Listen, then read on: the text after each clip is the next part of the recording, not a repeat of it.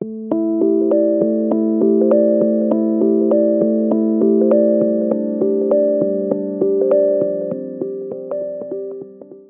I think, it's really exciting to be here. I kind of wasn't really sure what to expect. And I've done a few talks at Melbourne Uni over the years, and it's kind of cool to see them grow in size each time I come back. So it's amazing to have kind of a very full room here today. And I think someone even emailed us over the weekend and was like, I can't get a ticket. Can I please come? So it's really, quite humbling to have so many people here, and really exciting to be here because I was here myself not too long ago. So I think, what I want to do, I guess, today is talk a little bit about, I think maybe my story and how I've kind of ended up doing what I do. It's a little bit different to most people, I guess. And tell you a little bit about, each of the businesses that I run. And then also, I think, just walk you through kind of the process that we use when we're thinking about innovation. So trying to take a new idea or a new concept to market, test whether something's going to work or completely bomb, and then figure out how to, turn it into something great. But I always like to get started by talking about something that's, I think a lot more serious, and bring things down a little bit, and we'll hopefully kind of bring things back up again from there. But what I wanted to start with was, I think, a very serious issue that, looking around this room, I can see it's something that all of you have been thinking about a lot. What I wanted to talk to you about is how I think together we can really go about saving the world using beer and toilet paper. So a very serious topic. Now, this is actually what I do every single day of my life. I think about how we can use beer and toilet paper to change the world. And it's obviously very different to what most people do. So it's kind of relevant, I think, to give you a bit of a further background into how I've kind of ended up in this position. And for me, this all started actually when I moved from Perth to Melbourne to study here at the University of Melbourne. And I did engineering and economics, or engineering and commerce, as my undergraduate degree. And as any good economist should do, they should be thinking about what is the smartest way for them to spend all of their university holidays. And I worked out that it was actually much cheaper and probably much more enjoyable for me to go to Southeast Asia than it was to go back to see my family in Western Australia every summer and every winter as well. And so almost kind of by accident, I guess I sort of spent 3 or 4 months of every single year living, working, traveling, doing development work in different parts of Southeast Asia, and soon, further abroad from there as well. And I guess, it was a pretty good life. And towards the end of my degree, I sort of realized that it was going to be an opportunity that probably wasn't going to be available to me for that much longer. I had to start thinking about my career and what I wanted to do moving forward. And I knew that I loved problem solving. I loved working with markets. And I really loved innovation. I loved the idea of creating new things. And so I looked at what companies might be able to help me think about how I could, carry on doing those things as part of my career. So I set my sights on working for a consulting firm called McKinsey & Company. And I worked very hard towards getting this, dream job offer. And eventually, kind of after chasing it for 2 years, kind of finally got this piece of paper, this dream job offer, placed on the table in front of me. And that was a huge moment for me. It was something I'd worked really hard towards. But what was really interesting was, for the first time, I could sort of take a step back from just being focused on that one thing, that goal of getting this job offer, and start thinking about everything that my life had meant to date and what that meant for me moving forward, what I really wanted to do. And I realized, yes, I loved problem solving, I loved innovation, I loved markets, but I didn't want to solve just business problems. I actually wanted to solve social problems. And there was this very strong pull still to the developing world. So this thing that was fun and a hobby, and being able to spend my holidays in different parts of the developing world, actually turned into something that was driving my career and something that I was interested in exploring further.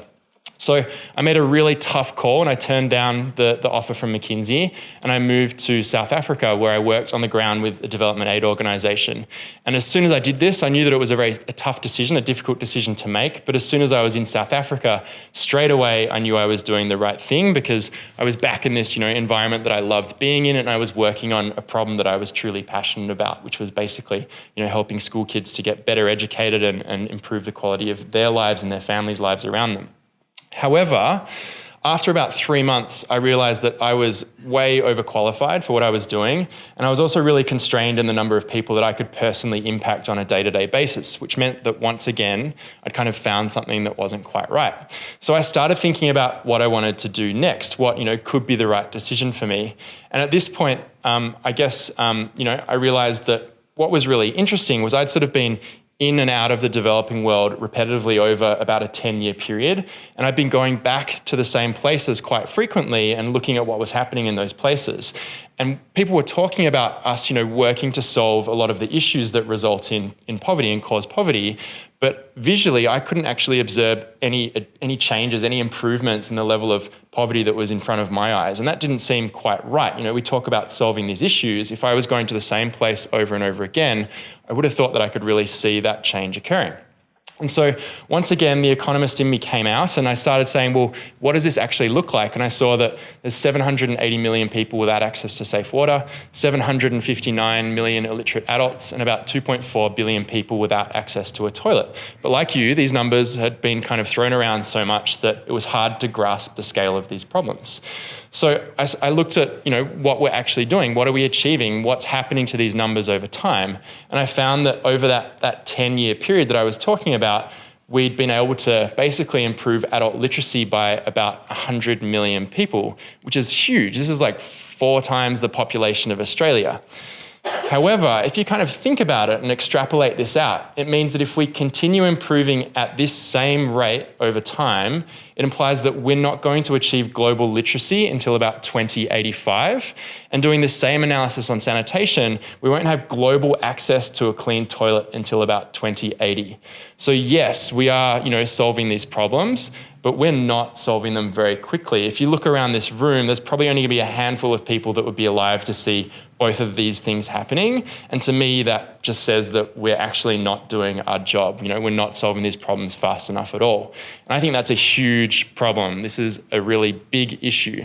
So it turns out when you kind of look at why we can't, why we're not solving these issues faster, I went and spoke to a whole bunch of different organizations that do really smart work in these areas. And it turns out that there's a lot of organizations that have, solutions to these problems. Like WaterAid, for example, can tell us that every $1 we're investing in sanitation results in a $4 improvement in economic well-being because we have, longer life expectancy because people are healthier, higher productivity because they're more productive when they're working, and even higher school attendance rates as well.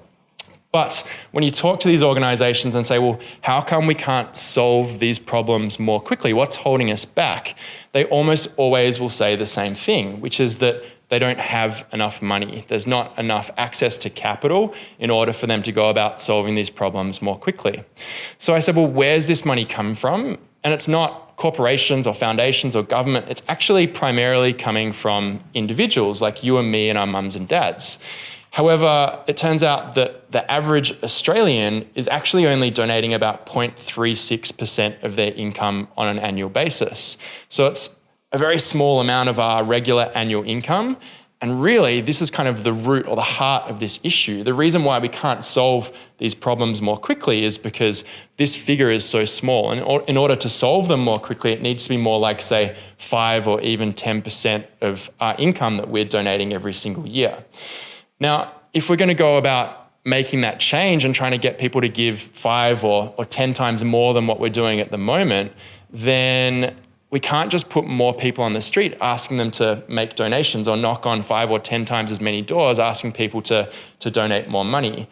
Instead, I think that we actually need to go about changing the way that society engages in philanthropy. Now, I think, this kind of seems like a bit of a crazy idea, like let's just completely change the way that the philanthropy market works. But I think there's actually a pretty straightforward solution. And I said it before, it's beer and toilet paper. So what I'm trying to say here is that I think that we need to take the profits from products that we're purchasing because we want them, like beer, or need them like toilet paper, and reinvest those profits in creating social impact. So we're working with something that we all do every single day as consumers and using the profits from our everyday purchases to turn consumers into philanthropists. Now, this is what I call consumer-driven philanthropy. And to test, or basically I think there's, if this is going to work, there's kind of 3 rules that we have to play by.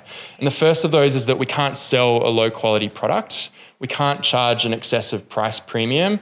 And importantly, we need to move away from this really old tactic of using guilt to motivate sales because it's not going to be sustainable. So to test this whole concept out, the idea of consumer-driven philanthropy, and see if it's something that can work, I spent a few years working on the business model for this non-profit bar called Shebeen. And the idea behind Shabeen is that we sell different beers and wines from all over the developing world, and take the profit from each sale and donate it back to an organization in that drink's country of origin. So if you're buying, say, an Ethiopian beer, you're helping to provide agricultural equipment to a rural farmer in Ethiopia, and a glass of South African wines providing a local language book to a school kid in, say, KwaZulu-Natal in South Africa. And the name comes from the speakeasies of South Africa, which kind of sprung up during the apartheid era when drinking and trade was outlawed in the black townships and have slowly been legalized as apartheid fell to become, the bars essentially that you'd go to in the townships of South Africa. Now, I guess, different to these sort of illicit drinking holes, our Shabeen is really positive in that it's beneficial for our customers who can now make a difference by thinking about where they want to go for a drink. But it's also really positive for our beneficiaries who we're donating funds to because they're able to, first of all, benefit from a different pool of funds. So instead of relying on just traditional donations, they're tapping into the trillions of dollars that change hands in the economy. And on top of that, they're reaching someone who's probably not their regular donor because your traditional bar goer isn't someone who's supporting an Ethiopian farmer on an annual basis.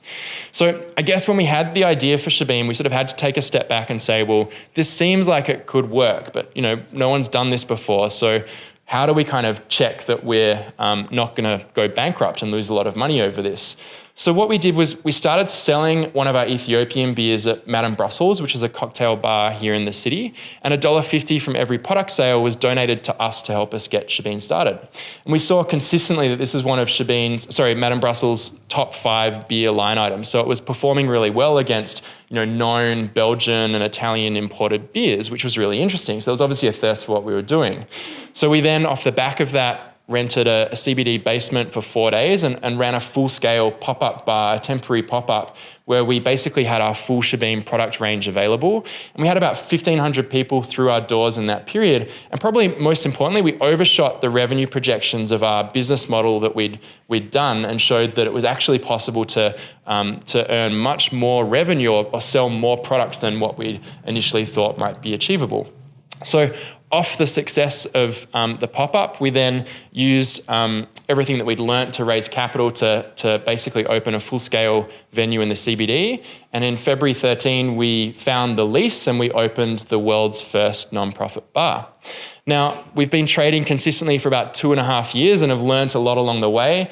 Over that time, we've generally seen our revenue increase and as a result, our profits going up as well, which means that everything's looking really good from a business point of view, which brings me to our model, our financial model.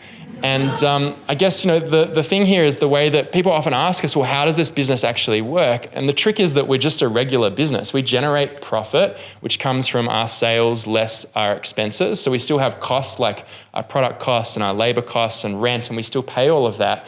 The difference is what we do with that profit. So we donate 100% of it. And the idea is that when the Shabeen business model is really running well, that can be about $200,000 a year that we're donating. But I'm not here to talk to you about just beer, that'd be kind of crazy. I'm here to talk to you about toilet paper as well. And for us, toilet paper really started coming into this equation when, Shabeen sort of changed from being this, harebrained scheme into something that all of a sudden was going to become a reality.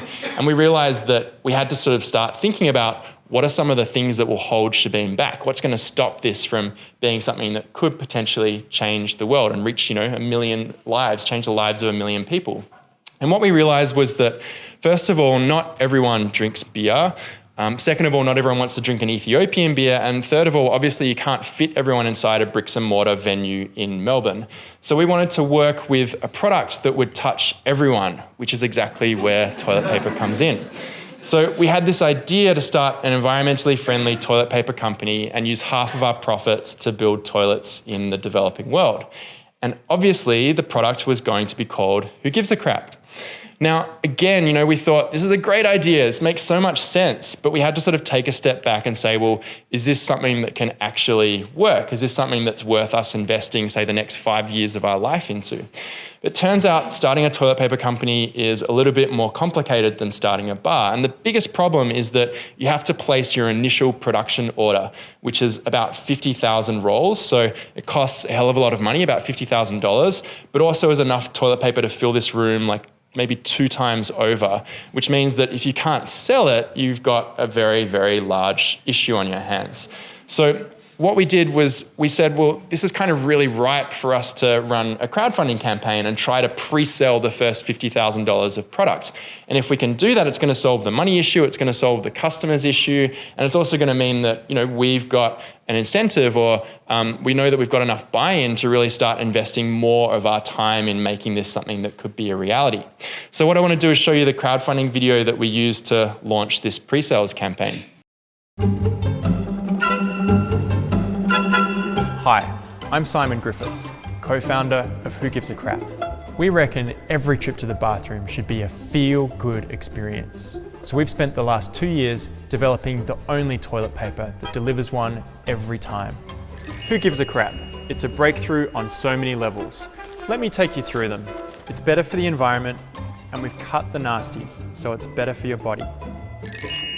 That feels good. But unlike other recycled toilet paper, we're all about comfort. So it has a beautiful fluffy texture and low PTR, or poke-through rate. That feels good. You can choose to buy it off the shelf or have it home delivered. Either way, it costs the same as other brands, but comes with 1,200% more puns. That feels good.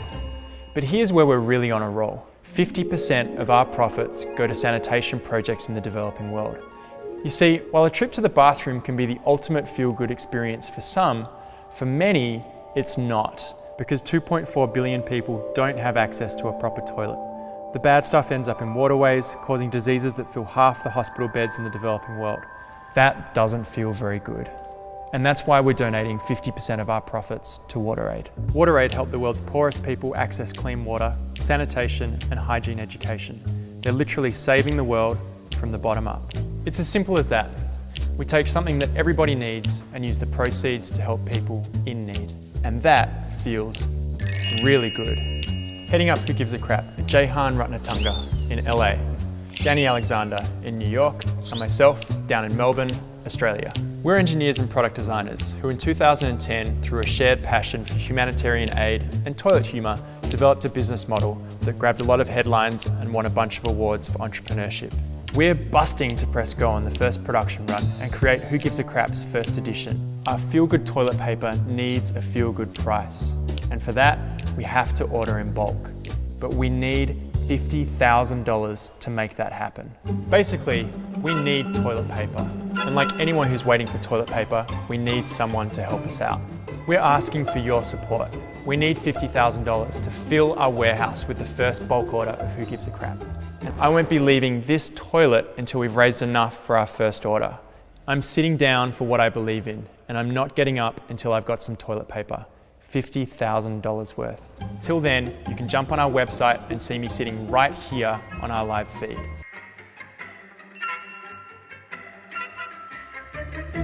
So please, bit of help.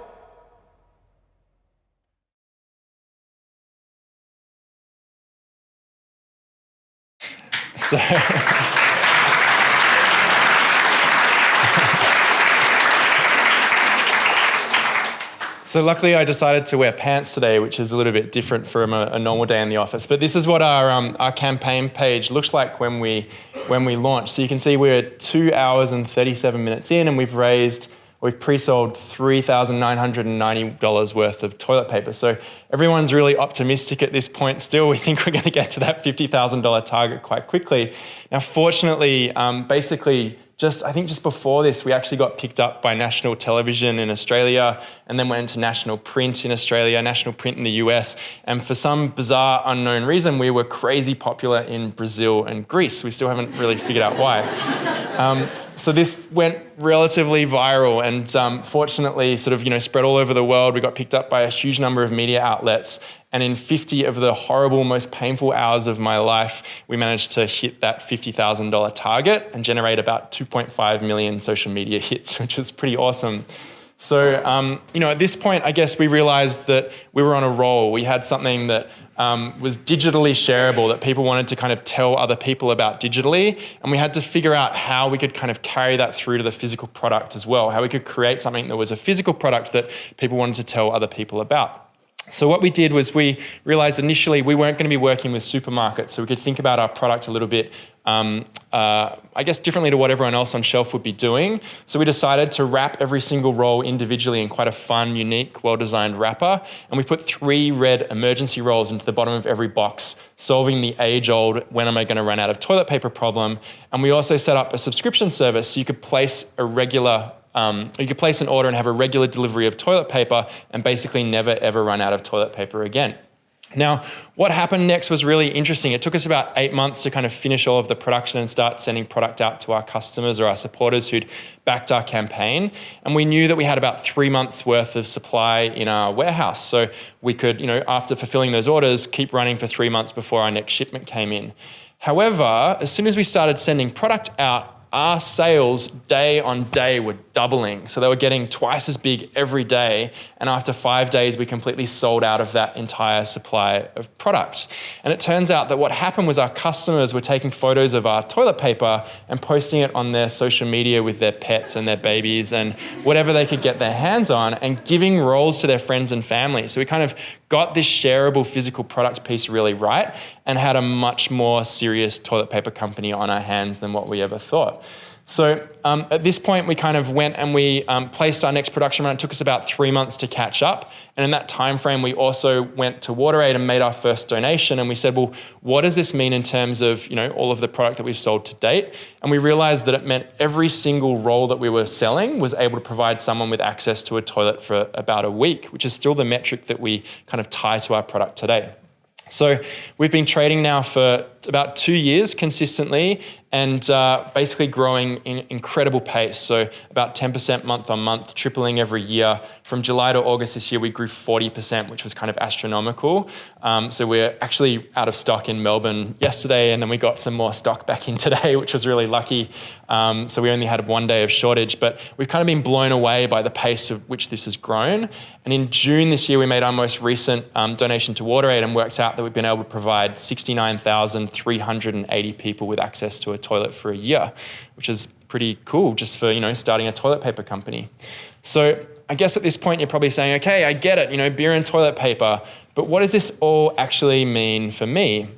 Now, what I thought we could kind of do in this last part of what I want to talk about before some questions is, really run you through how we think about innovation and how we go about creating something new or testing whether something's going to work. And what we do is we think of innovation essentially as just being a well-managed experiment. So there's no rocket science to it. It's something that it can be recreated. It's something that anyone can do. It's just a matter of following a particular process. And the process that we follow comes from this book called The Lean Startup, which if you haven't read it and you're interested in innovation or startups, this is kind of the Bible that you should be having a look at. Now, it's something that I guess is kind of built, primarily and used in Silicon Valley, but it can be applied across any single industry. So it goes into cinema. It can be used in the White House. I know that they've used it at the Pentagon, for example, on their defense and how they test different pieces of their defense missions. So it's really something that can be applied to absolutely anything. It doesn't need to be toilet paper. It doesn't need to be tech. It can be, anything and everything. Now, what happens with a typical innovation cycle, and I've kind of told you guys a bit of a lie today. I've sort of hidden a lot of the ugly truth. And I've said, well, what we did when we started these companies was we had an idea, we launched it, and it's incredibly successful. Woo, look how wonderful this is. And it turns out this is not actually what happens in most people's innovation cycles. What happens is they have an idea, they develop it, they fear launching it, as a result spend more time and more money doing that last 20% to get it absolutely perfect. They launch it late and over budget, and then 9 times out of 10, it's a complete failure. It doesn't achieve any of the things that they expected it to. Now, what's interesting, and particularly, coming from university, you kind of get taught at university that this failure is a really bad thing. If you fail, you've got some big problems. And at university, that's true. But when it comes to innovating, failing is actually something that is really, a great thing. And it happens 90% of the time. And it's a great thing because it teaches us what did work and what didn't work, and therefore what we need to do to move forward to get closer to eventually being successful. So it's really important to kind of accept that failure is going to happen. And actually, it's something that's really positive because it's a learning opportunity that teaches us what we need to be doing moving forward. But if we're going to fail 90% of the time, we need to stop asking all of these stupid questions like, was this actually delivered on time? Was it on budget? Was it high enough quality? Was it well designed? None of these things actually matter because we're just trying to get to that point of failing so that we can learn from it and move forward onto something that's more positive and more likely to be successful. So we can actually think about how to stop wasting ours and everyone else's time and money as well, and look at which parts of this broken innovation cycle we can remove. And obviously we basically don't want to develop something to its full level because we know that takes too much time and too much money. And as a result, we're just going to develop something into its smallest prototype kind of form that we can. So just something that allows us to test the core assumptions that are necessary for our idea or our innovation to be successful.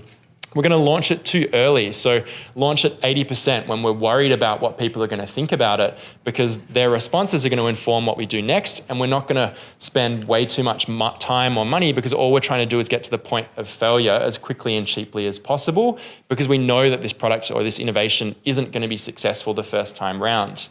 So as a result, we can then fail and learn from that mistake or that failure and use that to inform what we do next. So adjust the things that aren't working well, run with the things that are working well, and repeat this process by updating the prototype and then relaunching it into the marketplace to go through this innovation cycle time and time again until eventually, maybe 5 or 10 times later, we end up with something which is going to be successful. Now, this is typically called or referred to as being a build, measure, learn feedback loop.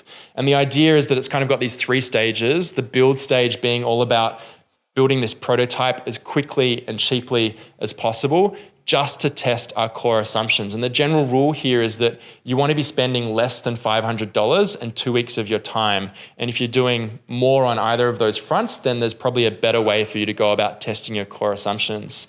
So basically, you're just trying to develop the minimum viable product, the smallest possible version of your innovation that you can show to someone to test whether some of your core assumptions are correct or not. Once you've got that prototype, you're going to put it out there and measure what happens. And the idea here is that we want to launch it to a very small audience because we know it's going to suck. We know it's going to be a failure. So we want to limit the number of people that actually come into contact with that so we don't damage our brand reputation moving forward. But each time we work through this cycle and with each iteration, the audience that we launch it to is going to grow either organically or us putting it into new sales channels, for example, to expand the number of people that it can potentially come into contact with. And we have to think about every single one of those customers that come into contact with our product as essentially being a data point or an experiment. And what they do and how they interact with it is going to inform what we do next. Importantly, we don't actually care too much about their opinion or what they think. We just care about what they do, because what people say they would like and what people will actually spend money on are 2 very different things. So it's important to see how someone interacts with something as opposed to just asking them for feedback through a survey. So once we've worked through the measuring part, we can then use all that information to learn from, the things that did work well and the things that didn't work well. And if we're on the right track, we can make very quick adjustments to what we're doing to keep it moving in the same direction. And if we're not on the right track, we can keep one foot kind of firmly rooted in everything that we've learned and then move the other foot and pivot into a new sales channel or maybe even a new product to eventually get to something that is going to be successful because we're not on the right track at the moment. And then we'll relaunch it and kind of start this build, measure, learn feedback loop again. And we're going to repeat that probably forever. It's something that shouldn't stop. So even when you've got something that's successful, you should always be trying to innovate to stay relevant and to make what you're doing better for your potential audience or your potential new audience, the people that you're not able to serve at the moment. So when we look back at Shabeen, we kind of went through this process with the selling of our Ethiopian beer at Madame Brussels. That was kind of our first prototype, where instead of opening a full bar, we said, well, how can we test whether the assumption that people want to drink an Ethiopian beer is actually correct? And seeing that was successful, that we then ran the pop-up bar as kind of the next iteration of that, saying, well, will they come to something if it's a full-size venue, or do we just need to be doing this in other venues by selling our product into places like Madame Brussels? With Who Gives a Crap, the crowdfunding campaign was a very big test for us. And one of the kind of really interesting things that we tested here was both, we launched into the Australian and the US market at the same time to see which of these markets would be the market that would make sense for us to move forward with. And if you'd asked us what we thought was going to happen, what our assumptions were before we started, we would have said the US is definitely the right marketplace. What happened with this crowdfunding campaign was we saw that we had 3 times as much traffic from Australia and twice as many sales. So we were able to reach more people and also convert a larger number of people in Australia compared to the USA. And as a result, we actually ended up pulling our product out of the US just to focus on the Australian market, where we're having more traction for some reason that we're still not quite sure about. We've got lots of hypotheses, but we're not sure, which of those is actually correct. And so now that we've been able to kind of figure out how to make the product work better, how to get the web experience, the customer experience better, we're going to relaunch into the US probably early next year. So it's something that we're kind of working on at the moment. And there's also these kind of happy accidents that come out of this iteration process that you don't kind of necessarily have assumptions around, but when you see someone interacting with your product and using it in a way that you weren't expecting, you can really get benefit from that. And this is what happened with us with the Who Gives a Crap packaging, where we realized that our customers were really interested in kind of telling other people that they were using our products because aesthetically it was something that they were willing to share on social media. And so this became part of our kind of core marketing strategy moving forward, was all about how can we create these amazing sort of experiences that make our customers feel so great they want to share them with someone else. And that's really central to all of our product design that we do now moving forward. So that's how I think together we can use beer and toilet paper to save the world. And to that I say, bottoms up.